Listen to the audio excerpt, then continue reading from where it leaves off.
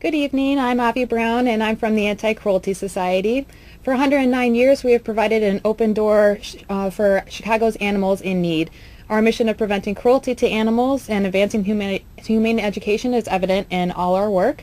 And over the next several weeks, on Thursdays at 5:30, you will learn about us through this live, interactive call-in television program brought to you by TV21.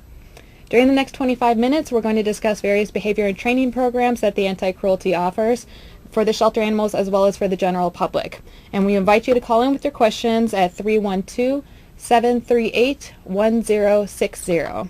Our phone lines are now open. Now, my human guest with me today is Melissa Klett. She is our behavior specialist at Anti-Cruelty, and she's going to explain all the different behavior classes that we offer and different programs.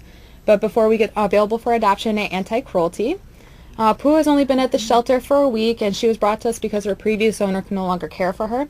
This gorgeous and affectionate girl has been pretty mellow since arriving, but she'll most likely perk up a bit more once settled in her new home, especially if you give her plenty of chin scratches, which she loves.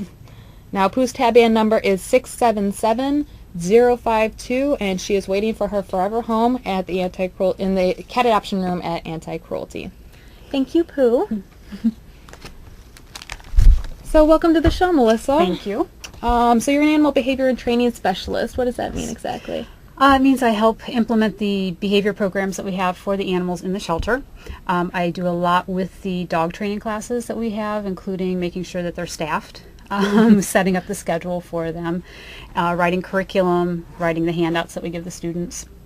And I also answer behavior questions from the public. Okay. So pets are frequently relinquished to the shelter due to behavior problems. What are some of the more common reasons? Probably the most common reasons that we have cats turned in, aggression to other animals in the household or to the owners or to visitors. A lot of litter box issues, eliminating out of the litter pan.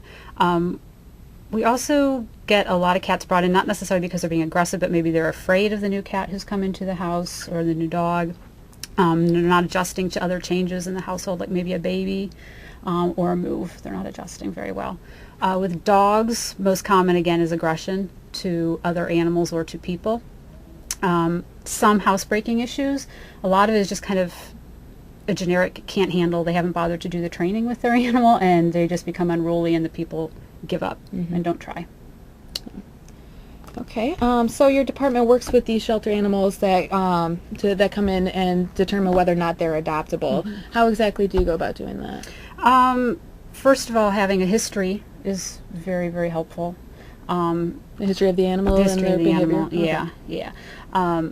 So the best way to know how it's going to behave in its new home is how it behaved in its previous home. So, we also do need to do an actual step-by-step screening process on the dogs and the cats. We have a different process for each to determine what's going to be best, what their behavior's like, and what kind of home is going to be good for them. Okay. And then just from general observation as well. It's really an ongoing process from the time they come into the door to the time they leave. Okay, so what are some of the more specific things that you're looking for when you perform these evaluations? We're looking for sociability first. Do they like being with people or not? Can they be handled? Are they going to make good pets? With cats especially, we try to determine what their tolerance is for handling and petting. It's really important, especially if they're going to be with children. With dogs, we look for their acceptance of handling. We also look for possible aggression issues like guarding the food bowl or guarding toys. And we look for just general learning ability. Have they learned any skills at all to start with? That's very helpful. And that lets us know in a general way, again, if they're going to be good with children, do they need a very active owner? Excuse me. Can they live in a home with other pets? Sort of, we can figure. Okay. It's all important to help find the best home for them. Okay, and so what are some of the things that you can do for some of these maybe less than social cats and dogs to help make them more adoptable? We do have our own socialization that we do. Sometimes we bring them into the office, especially fearful dogs, nervous dogs. We'll spend the day or two in our office just being around people who are not necessarily paying a whole lot of attention to them, just kind of going about our work, but they get used to the sounds and get to see that it's a safe place to be. And we have a lot of volunteers who help with socialization as well, and that might be getting them to play. Play is very helpful, especially with the cats, and getting them to feel more relaxed and more comfortable.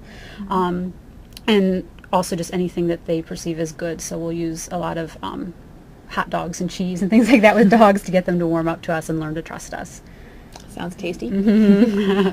Just like to remind our listeners really quickly that this is a live interactive call-in television program, so please feel free to call the number at the bottom of the screen with any questions at 312-738-1062.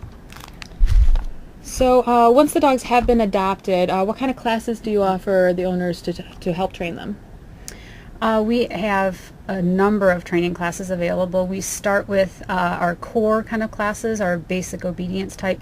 We have wee ones, which is for the teeny tiny little puppies, as you might guess from the name. That focuses a lot on socialization. There's a little bit of training involved, but it's really on teaching the owners how to communicate with their puppies, set up a good relationship with them as a trusting leader. And work on some general house manners, some very basic stuff.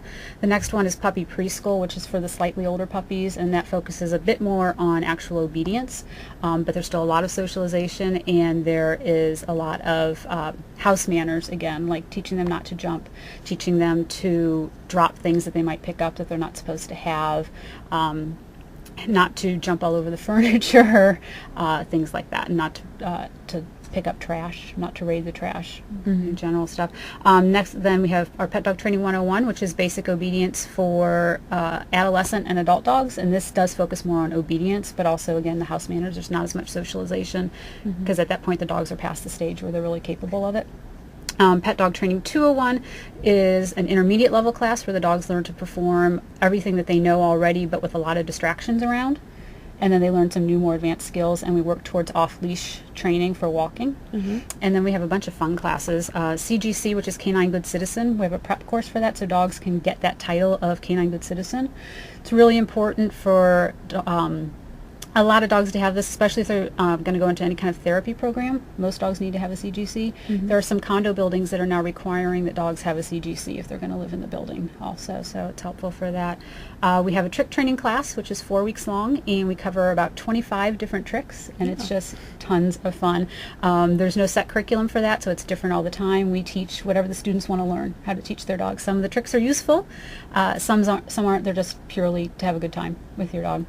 But it's always fun. Rally obedience class is basic obedience skills, but they're put in a different way, and there's a course that the owners go through that has different signs that tells them what to do. And that's an actual competition sport, but we take it a little more casually and do that. And then finally, not so much fun, but a very, very vital class is our Canine Charm School, which is for dogs who are aggressive to other dogs on leash, or maybe just reactive. They get overly aroused and don't know how to control themselves. So that's obviously a more serious class and really, really important one, because that's a tough one to work through.